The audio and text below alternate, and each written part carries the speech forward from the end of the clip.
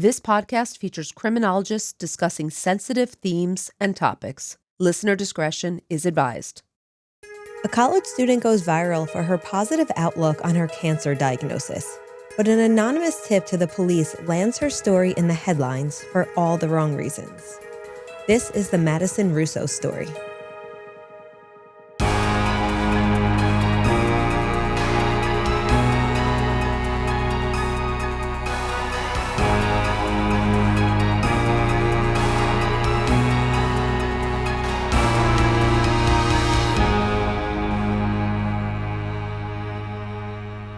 Meghan, hello. Good to see you.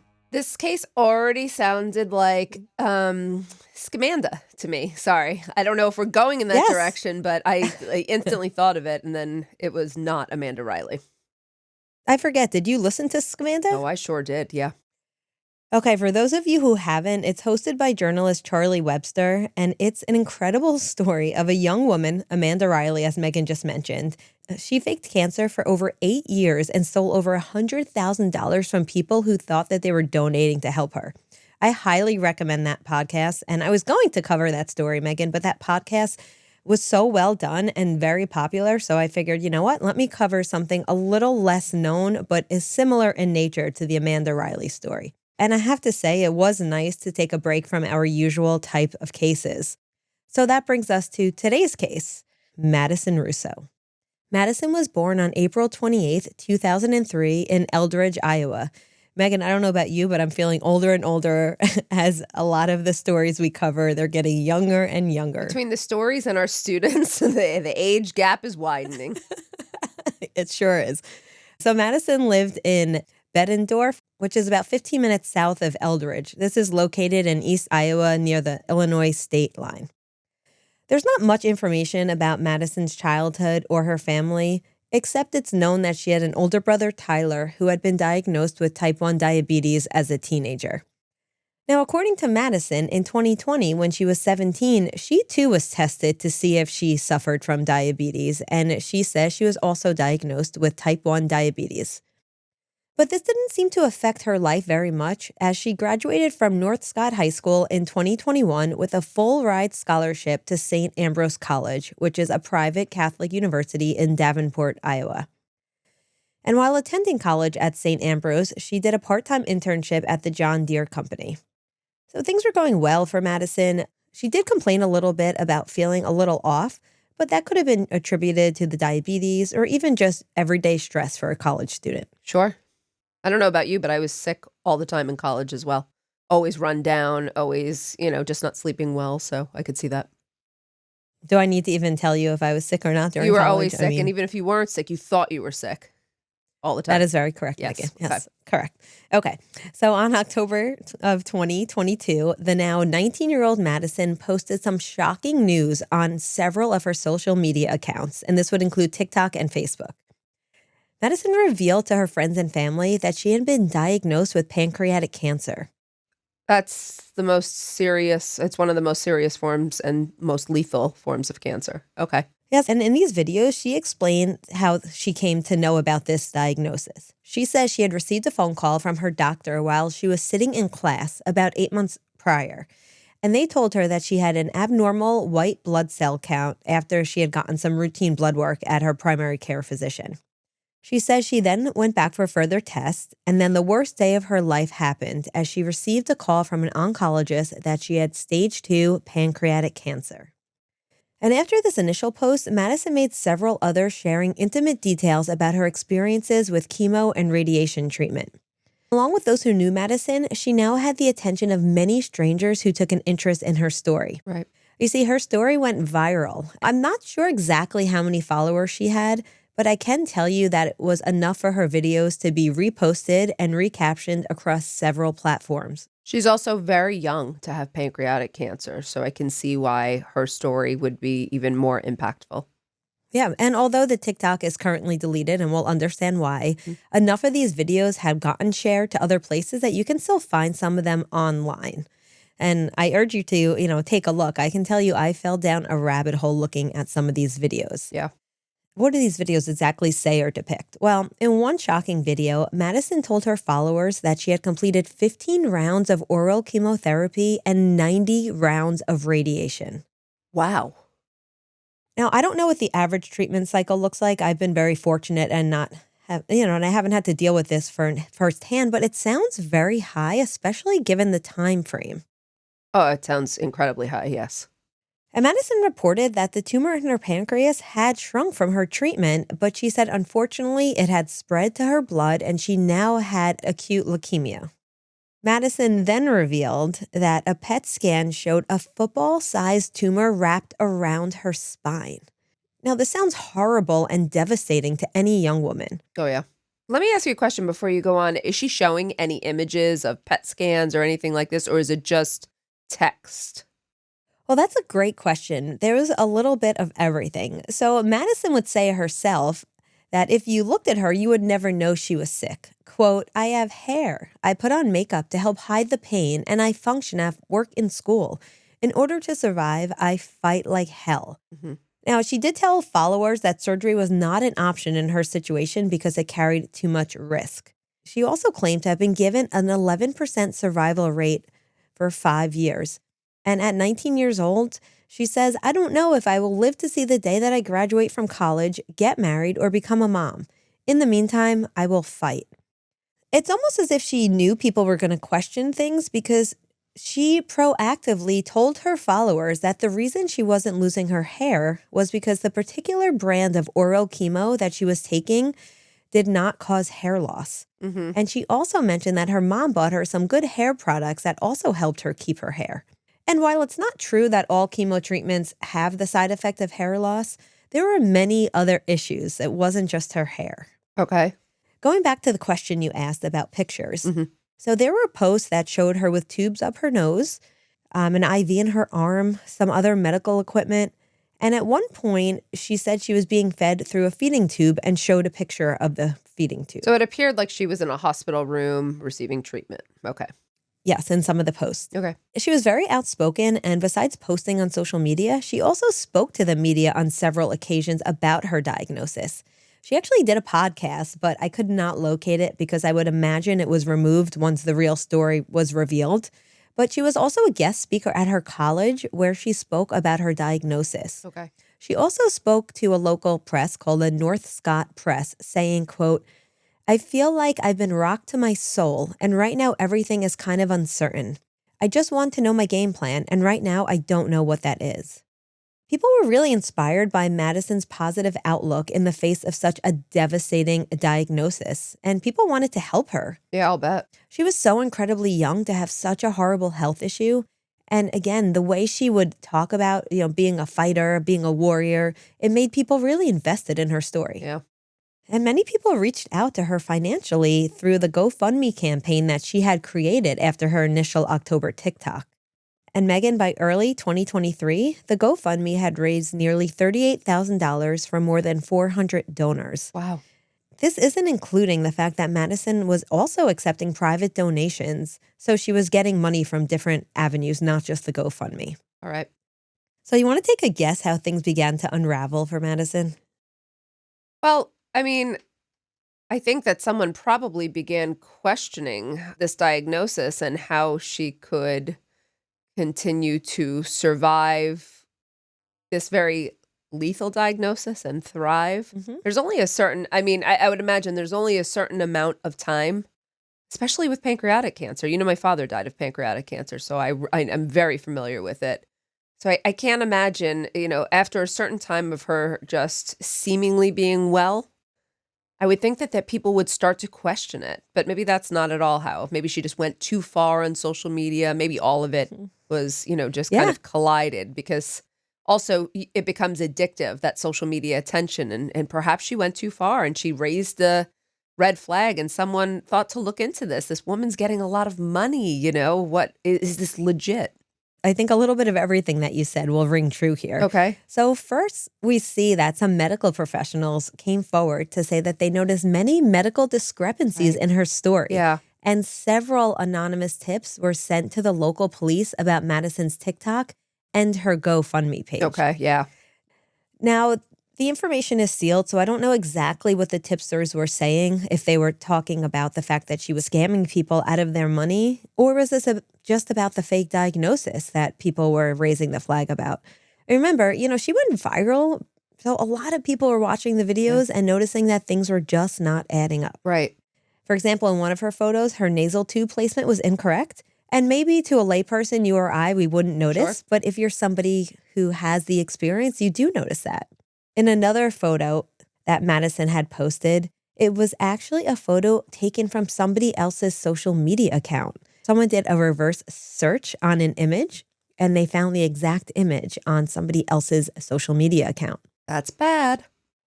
It's not great. And if you look at the post, she doesn't look sick at all. And while that's not to say that all cancer patients have to look a particular way, but for someone who is enduring the amount of procedures that she was claiming to be, Right. you would expect her to not necessarily look like a healthy, thriving teenager. Right. I also read that some pictures showed Madison with tan lines and that wouldn't have been likely given her condition. There was also a picture of a pill bottle that people zoomed in on and noticed it was a pill bottle from a vet's office and it had somebody else's name on it. I was going to say false name. Where's her family in all this, Amy? Do we know? They are silent. I don't know anything about her family. Okay. Even to this day, and I looked. So people watching these videos thought something was wrong enough to alert the police. Oh, yeah. And now these tips to police were anonymous, but they had some, there was some truth to them, enough so that the police subpoenaed Madison's medical records, and they determined that she had never been diagnosed with cancer at any of the medical facilities in the surrounding area.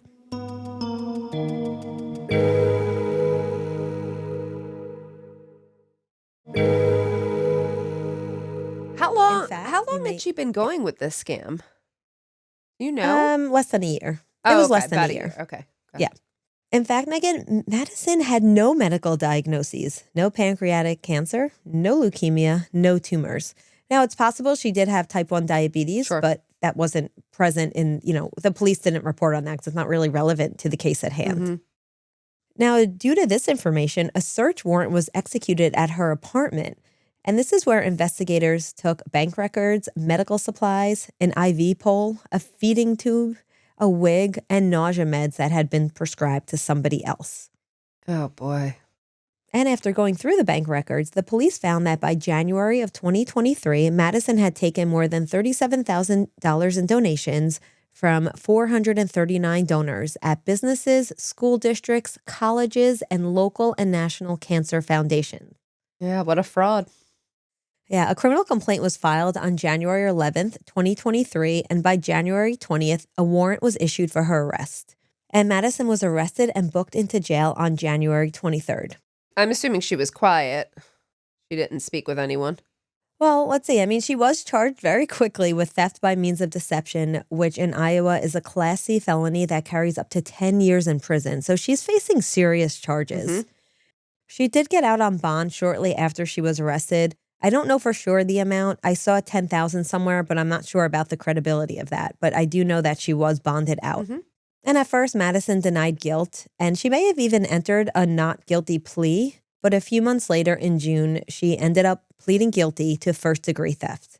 Well, once she saw the evidence that amassed against her, I'm sure any attorney she had told her she was, she was cooked. Her goose was cooked. And she had a lot to say. I mean, at the plea hearing, she was pretty vocal. She said, a lot of people had made speculation as to why I did this and how somebody who looked like they had everything together could have such a mess. And she went on, I didn't do this for money or greed. I didn't do this for attention. I did this as an attempt to get my family back together. Sorry? So she says she did this as an attempt to get her family back together, but there's no evidence that I could find that her family was in a bad place. I don't know if she was making this up. I'm not sure it even matters, to be honest. Okay. It's interesting. It's not at all what I thought she would have said, but okay. Yeah, I mean, Madison's confession did not go over well with most of her victims. No, I'm sure it did not. Yeah, one victim in particular, a woman by the name of Peggy Ohl, she had a very personal connection because she was a family friend of Madison's family, and her husband tragically died from pancreatic cancer. And as a result of her husband's death, she started a foundation called the Ohl Strong Pancreatic Cancer Foundation. Mm-hmm. And she spoke saying, quote, "I never imagined somebody so callously would fake that they had such a devastating cancer as pancreatic cancer and willingly accept our gift of love and kindness and lie directly to my face. My heart was broken and I was in disbelief." It's really offensive. I mean, it's really one of the worst deceptions for someone who's suffered that kind of loss. And despite the strong case against Madison, the prosecutor, a woman named Kelly Cunningham, said that Madison was not a good candidate for prison because of her lack of criminal history, because she was employed, and because she was, quote, "unlikely to reoffend." Now, Meghan, since when do we punish people solely on the basis of their likelihood of reoffending? I'm sorry, this was the prosecutor? The prosecutor. I'm very surprised to hear this. And Madison's victims were surprised and angered at this as well. And actually, another one of the victims, a woman by the name of Rhonda Miles, who also runs a pancreatic cancer foundation in Nashville, Tennessee, who also donated to Madison, spoke of her disappointment in the prosecution at the hearing. Oh. Listen to what she says, quote, "It was devastating to sit there and watch the Scott County prosecuting attorney act like a defending attorney. Mm-hmm. And I think she'll have a lot of questions to answer from the locals on that at some point. Why were you defending this girl when you were supposed to be prosecuting?" I agree. I mean, we'll talk about it later. I'm not saying she has to, drop the hammer and she should be looking at or she should serve the full 10 years, but I agree. She's taking the wrong position. She does sound like a defense attorney. Yeah, it was very shocking, I think, to everyone that this prosecutor didn't seem to be advocating for the victims, and she seemed to be advocating for the defendant in this case. Yeah. In October of 2023, Madison received a 10-year suspended prison sentence from District Court Judge John Telline. So Madison was placed on 3 years of probation instead of having to serve any jail time. Mm-hmm. So essentially what this suspended sentence meant was that if she had a clean record after 3 years, then she can remain free. But if not, I mean, you could look at it that way too. If she got in trouble again, she would have to serve the whole sentence. Yes, if she got in trouble again, then she would be sent to prison to serve the sentence. In addition, she was ordered to pay more than $39,000 in restitution, a fine of $1,375, some additional court costs, as well as perform 100 hours of community service. Now, the judge addressed Madison when he sentenced her, and he said, "Through this scheme, you have deceived your friends, your family, your community, other cancer victims, charities, and strangers who were motivated by your tragic story to donate to help support you." Mm-hmm. What I found interesting, and I definitely want to unpack this with you, is the judge also declined a defense request called a deferred judgment. Okay. Now, a deferred judgment would have wiped the conviction off of Madison's record if she completed probation successfully. He said that people who deal with her in the future should know that she once engaged in a criminal scheme and that serious crimes must have serious consequences. Mm-hmm. Agreed. Absolutely agreed. That's the right call. I have a question that I was wondering from before Sure. you go on. Do we know, or do you know, if she spent any of that money? It's not clear. Okay. And it's also not clear if she had financial troubles. Right. Some of, we'll kind of, when we talk about motivations and, Right. How this came to be, we'll unpack that a bit, but it would be helpful to know. It would help us understand this a little more. The fact that the judge denied the deferred sentencing, I think, made maybe some of the victims feel a bit better, because I think some of the victims were not happy about the sentence. They felt like maybe it was a bit too lenient, but I definitely want to hear what you think about that in a bit. Okay. So after being sentenced, Madison remarked, quote, "This experience has been by far one of the most difficult things to navigate in my life." And she was very tearful too. And she says, "I fully acknowledge what I did was wrong, and I'm incredibly sorry. If there was anything I could do to take it back, I would. But the reality is I can't." So some people said, this is a show of remorse, and they were glad to see that she was owning up to what she did and not trying to dig her heels in deeper with these lies. Right.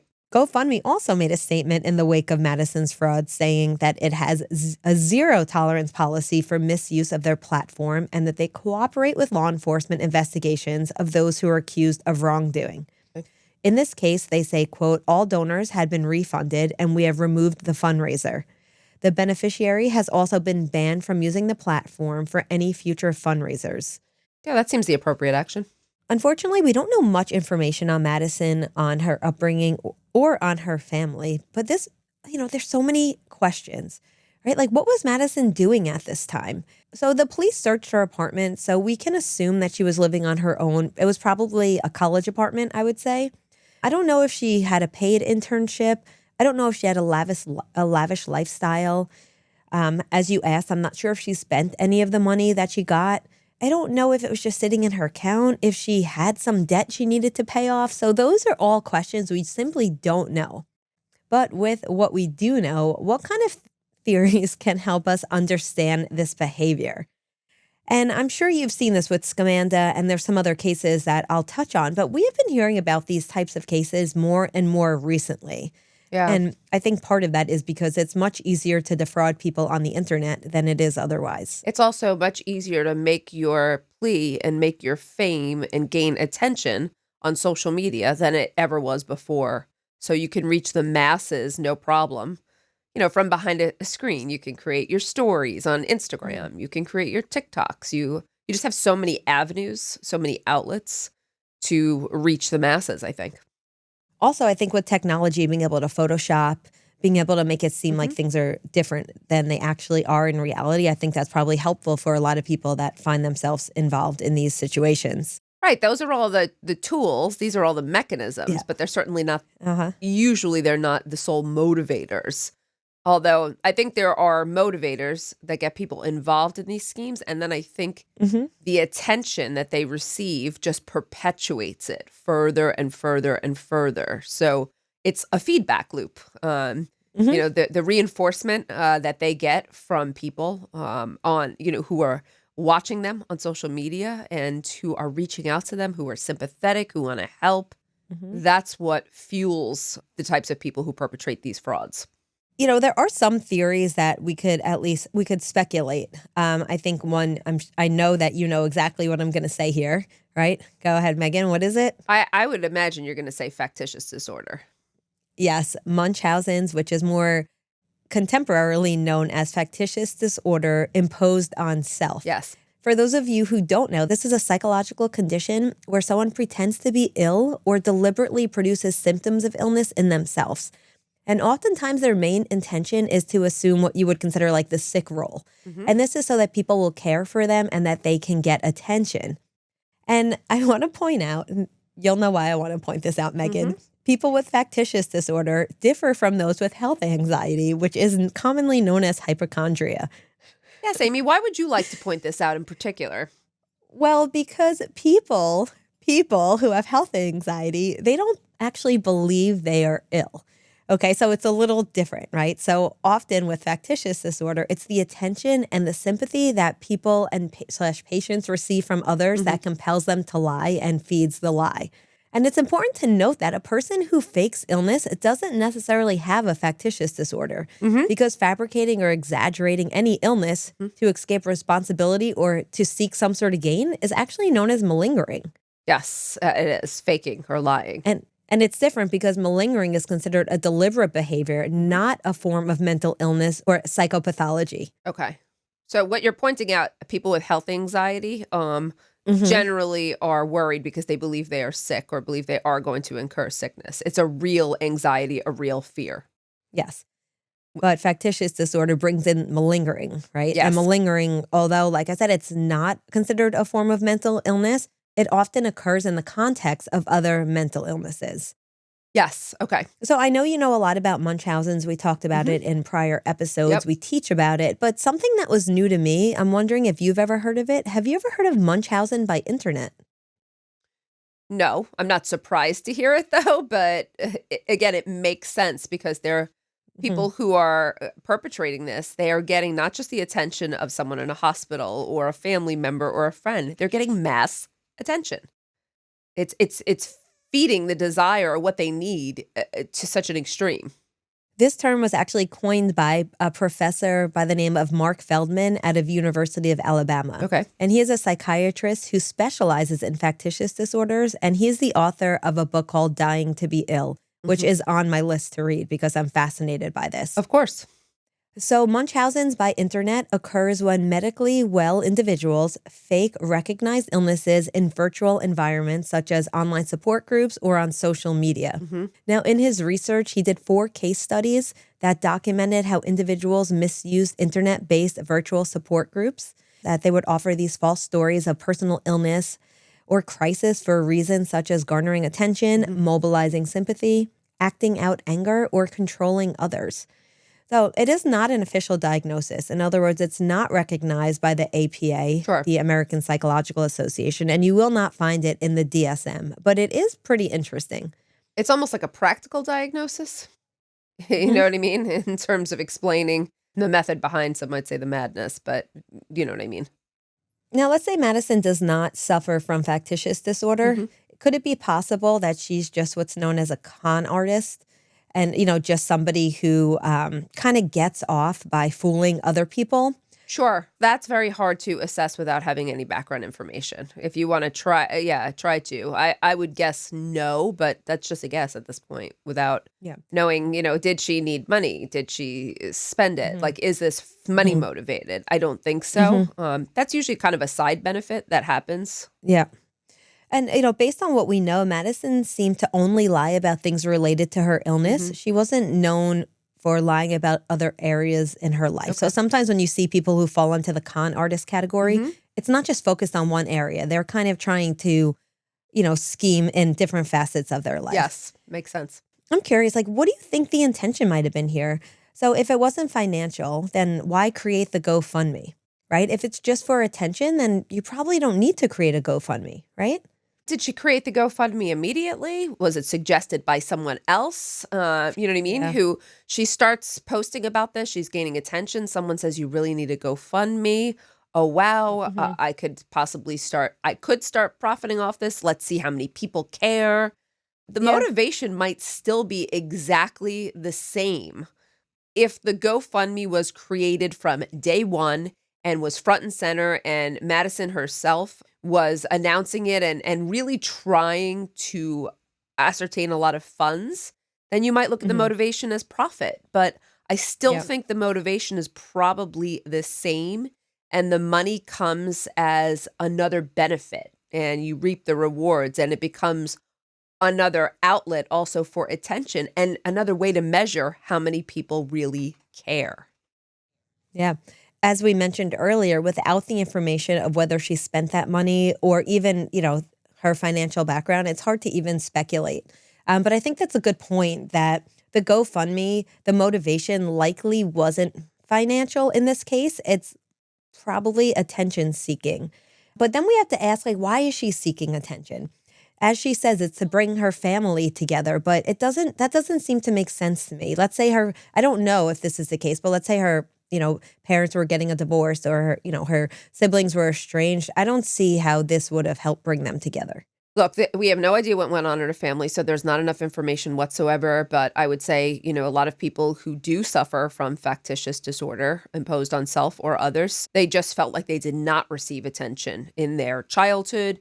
As a little bit older, some of them felt abandoned or, somewhat neglected, even if that neglect is not real. So they did not have the type of attention at all that they wish to receive. So it's a longing, it's a need.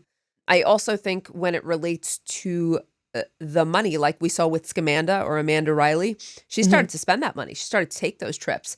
So what I was saying is there's a greed that happens as you become further immersed in this scam. She started for the attention. Then the money came. People started donating to her. She gets a little greedier.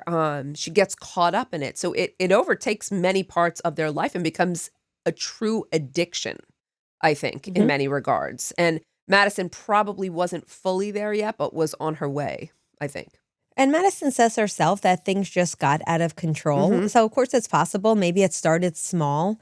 And then it just went too far. And maybe she felt like she was in too deep. Sure. And we see that even in our own lives, sometimes things like that happen, right? Where you start something and then you're like, oh, I'm already here. I might as well just continue whatever I'm doing, right? So it is possible that, it just got out of control. But I'm also wondering if she has, I'm thinking she maybe has a personality disorder. We cannot know, but there are hints of like narcissism, with the ability to manipulate people. Sure. It seems like she wanted to be seen as like a warrior or a hero for surviving. Need for and that was, like, admiration, need for, need for others to pay attention. Yeah, for sure. Yeah.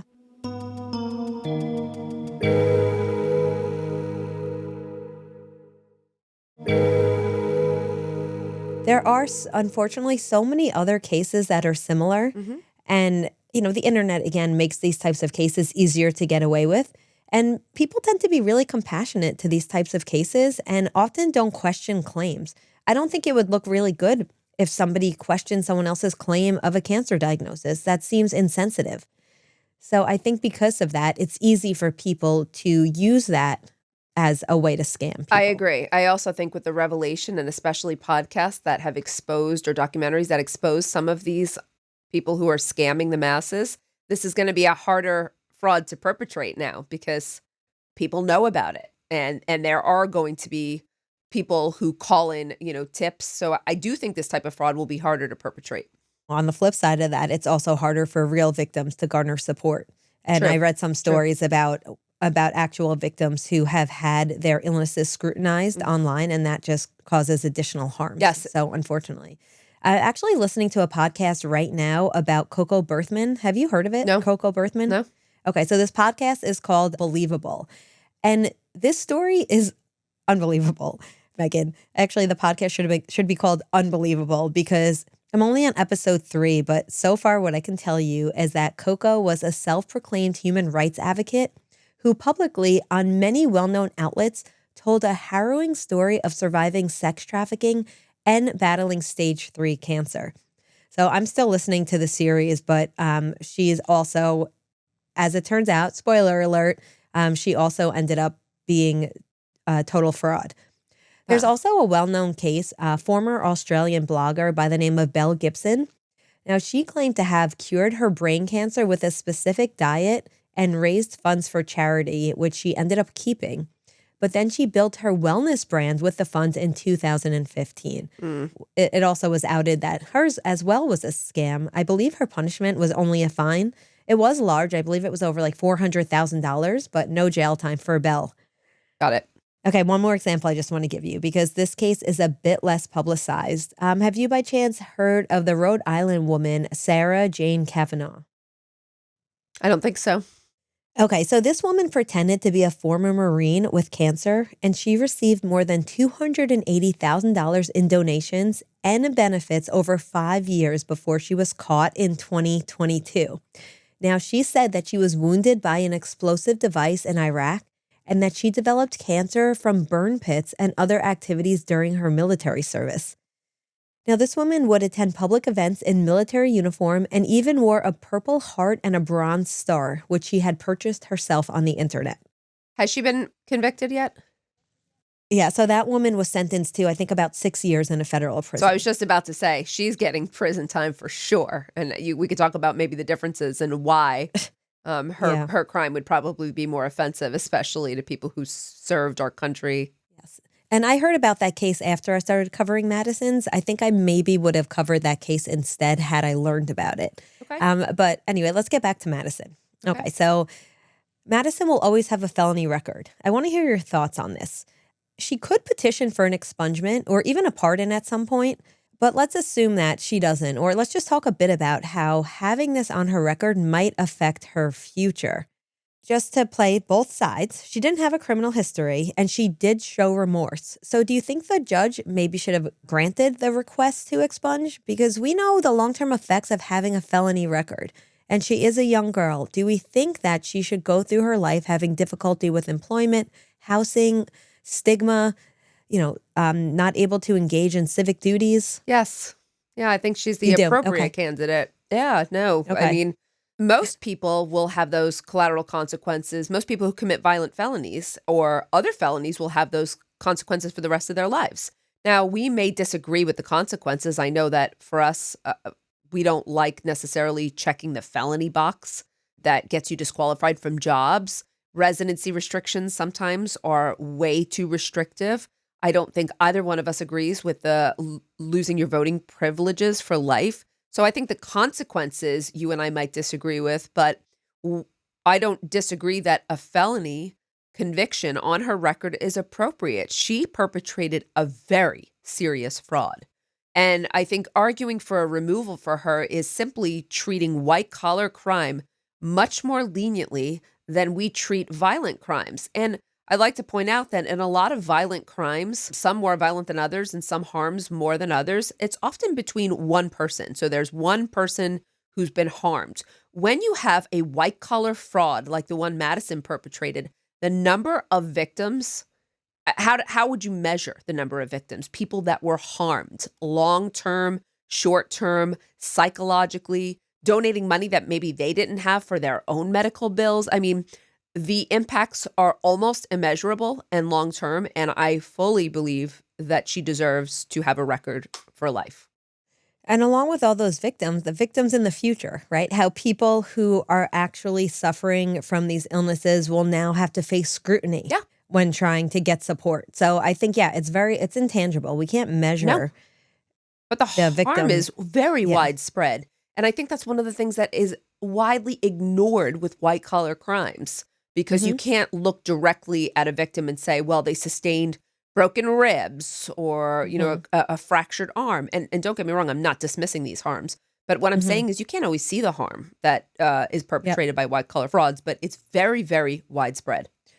I would like to see Madison get involved maybe with a cancer organization, maybe work with people who are suffering from these illnesses to really understand how what she did could really affect so many people. Yes. And there's the gravity of it. Yeah. I'm also curious to just see what she does in general with the rest of her life, because she's very young and she's essentially given another chance by being out on probation. I think she was. I think she got a lenient punishment. I would have opted for jail to prison time, although I would not have opted for a lengthy prison sentence. I probably would have put her somewhere 18 to 24 months. I think she should have served some prison time. Either way, there's consequences to her actions, and there should be. But yeah, I hope that she can use her time. I hope that she can turn it around. I really do. I hope that she realizes true remorse and, makes it right with society, does something beneficial. She is young enough that she possibly can. She'll have hurdles to overcome, but she likely can overcome them, especially because she also has an education, which is something that a lot of people who come out of prison or on criminal justice sentences don't have. So that helps her as well. Well, she didn't finish college, and it's unclear if she ended up going back after this. Oh, I see. Happened. Okay. All right. Well, hey, that's she does. It does seem like she has means, and she at least has, a support system in some way. She had the ability to live on her own and go to college. So you would think she has some means there. There's also, as we know, some states have eliminated the criminal background check. So when she's applying for jobs, not every employer will be necessarily aware of her involvement in her crimes. Yeah, I mean, the tides are changing, luckily, for people who have a felony conviction. Right. Things are certainly much easier now than they were maybe, say, 10 years ago. Most definitely. I'm also hoping Madison is getting the help she needs. If she does, in fact, suffer from factitious disorder, then, she needs to be in therapy, be medicated. True. I don't think someone who is mentally healthy does something like this. No. So I think it's, I do hope that she is able to figure out what's at the root of all of this and to move forward, as a healthy individual. Yeah, I wholeheartedly agree with you. Factitious disorder is one of those things that's so interesting because it implies usually some type of crime or fraud, but it's also a mental health disorder, which we have to recognize people need treatment for. Yeah. So it kind of cuts both ways. And, for me, punishment and the goals of punishment are a little bit about everything, right? I think she has to pay a price. I think she has to be deterred. I think there has to be some type of retribution, but I certainly want to see rehabilitation for her as well and have her be productive and healthy. She has a long life in front of her. So I hope that she does as well get the help that she needs to live a healthy life. Yes, I hope we don't hear about her again. Agreed. Now, there are many ways to support cancer research and patients.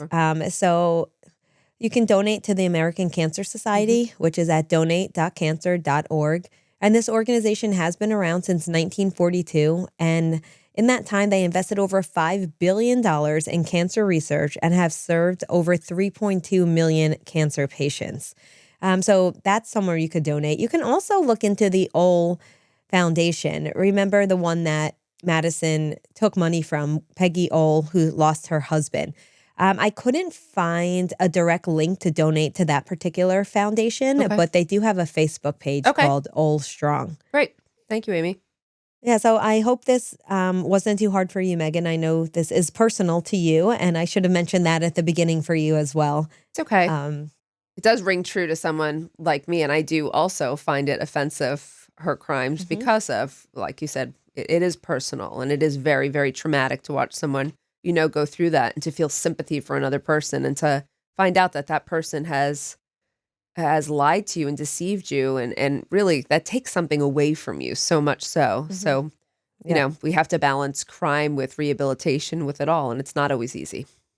All right, everyone. Well, that's all we have for today's story. Thank you so much for joining us. And we hope you will join us next time on Women in Crime. Women in Crime is written and hosted by Megan Sachs and Amy Shlosberg. Our producer is James Varga. Script editing is by Abagail Belcastro. Audio editing is by Seiler Burr and Jose Alfonso. And music is by Desert Media. If you enjoy the show, please remember to follow and leave a review. You can also support the show through Patreon, where you can get access to additional ad-free content such as exclusive full-length episodes, lectures, a book club, and virtual happy hours with Meghan and Amy. For more information, visit patreon.com/womenandcrime. Sources for today's episode include Crime Online, Fox News, USA Today, People, CBS, the North Scott Press, Psychology Today, and the Huffington Post.